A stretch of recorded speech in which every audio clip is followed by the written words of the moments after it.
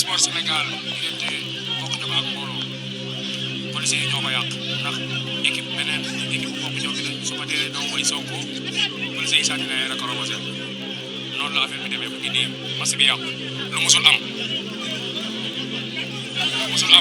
moo nekk nii waaw semi si boppam ñoo def loolu Sonko daal la ñuy way si sànni bi rek ñu sànni ay rakoromosé ak yenn booy yi tam am na booy yi si tam ñu ngi nii. jërë ngeen jëf mbokku internetu InfoActu Buzz comme niñ ko gisee ci ay xibaar mu nekk image yoo xamante ni ay image yu wér la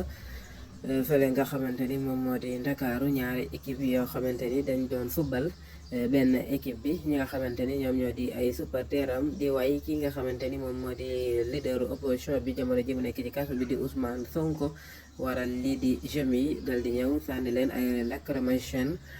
ba waral li nga xamante ni moom moo di maxi ba dal di yàqu comme li nga xamante ni leen ko gisee noonu ci image yi ki nga xamante ni moom moo koy expliqué di xam ne ni am na sax ñaar ñoo xamante ni dal dinañ ci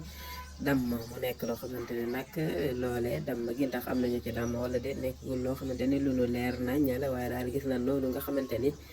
ni la max bi yàqoo ba supporter sax am ñoo xamante ni wala boog ñenn ci staff bi nekk noonu ci biir terrain bi kon ci fàttali ñuy xam ne ni li ko waral daal moo di benn équipe bi nga xamante ni ñii di ay supporteram ñoom ñoo doon way ki nga xamante ni moom moo di Ousmane Sonko ba waral ñii di jeunes yi dal di leen di sànni ay lacrymogène loolee waral match ba dal di yàqu ndax nag ñoom dañoo yemoon ci di woy Ousmane Sonko rek wala dañ ci am boole woon yeneen nekk yoo xamante ni dinañ ko gëstu luñ ci am rek ñu baax leen ko fii ci InfoActu Buzz jërë ngeen jëf